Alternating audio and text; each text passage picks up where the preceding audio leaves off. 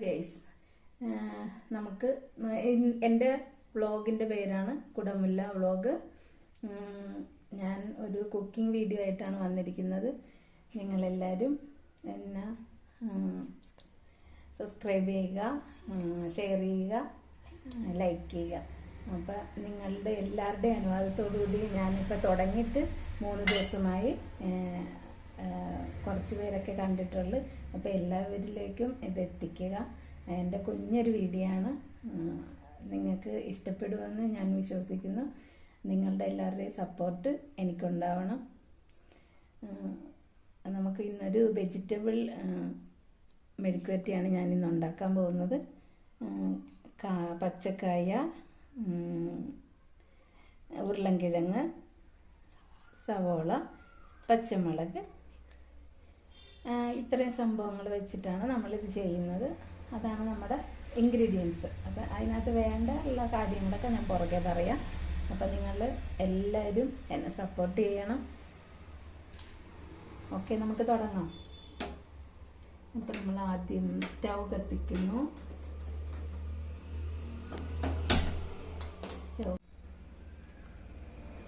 അപ്പം നമുക്ക് കുറച്ച് വാചകങ്ങളൊക്കെ ആയിട്ട് നമുക്ക് കൂടാം.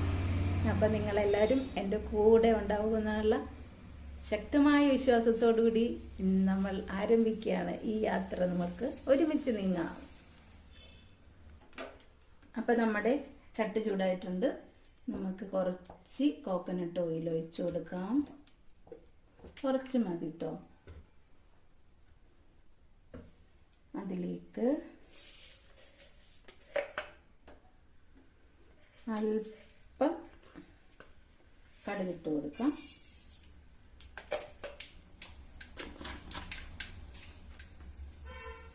കടുക് ഒന്ന് പൊട്ടി വരുന്ന സമയത്ത്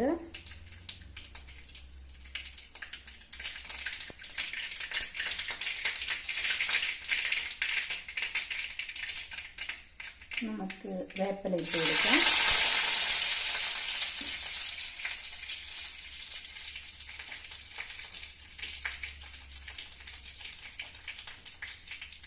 വേപ്പില ഇട്ടതിന് ശേഷം നമ്മൾ അരിഞ്ഞ് വെച്ചിരിക്കുന്ന എല്ലാ ഇൻഗ്രീഡിയൻസും ഇതിനകത്തോട്ട് ചേർക്കും.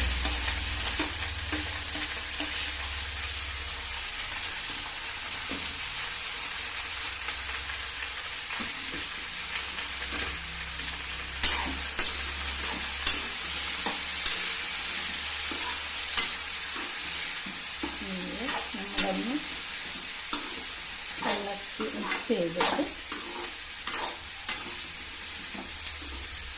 നമുക്ക് അടച്ചു വെക്കാം.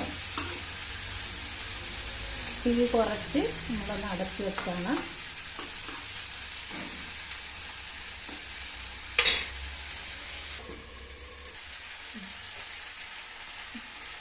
അപ്പം നമ്മൾ മൂടി വെച്ചിരുന്ന മെഴുക്കുവരട്ടി ഒന്ന് തുറന്ന് ഇളക്കി കൊടുക്കാം. ഉള്ളിയൊക്കെ വാടി വന്നിട്ടുണ്ട്. ഉരുളൻകിഴങ്ങും പച്ചക്കായും വേവാൻ ഇത്തിരി സമയം എടുക്കും. അപ്പോഴത്തേന് നമുക്ക് ഒരു നുള്ളു മഞ്ഞൾപ്പൊടി,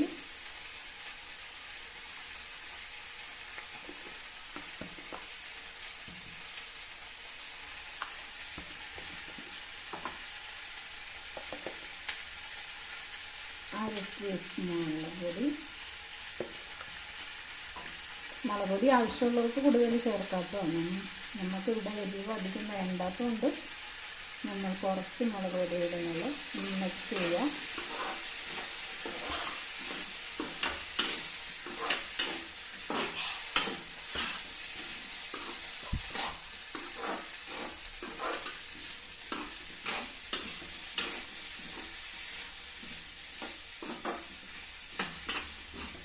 നമ്മൾ മിക്സ് ചെയ്ത് ഒന്നുകൂടി അടച്ചു വെക്കാണ്.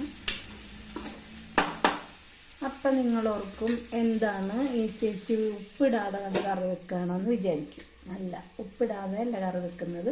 ഉപ്പിട് നമ്മൾ ഉരുളൻകിഴങ്ങിന് വേകാൻ താമസമുള്ളതുകൊണ്ട് ഉപ്പിട്ട് കഴിഞ്ഞാൽ ചിലപ്പോൾ അത് വേകാതിരിക്കാം.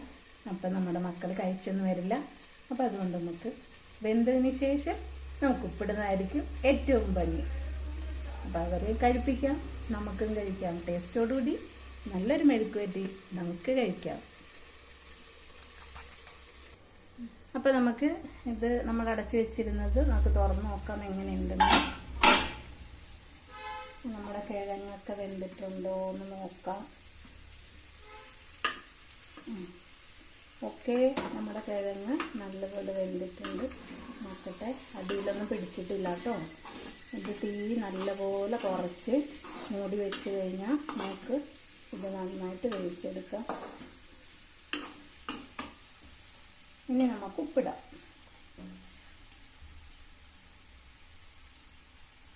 ഈ സമയത്ത് നമ്മൾ ഉപ്പിടണം. ഈ സമയത്ത് നമ്മൾ ഉപ്പിടുമ്പോൾ നമ്മുടെ കിഴങ്ങൊക്കെ വെന്തിട്ടുണ്ടാകും. പെട്ടെന്ന് തന്നെ ഉപ്പ് അതിനകത്ത് പിടിക്കാനും എളുപ്പമാണ്.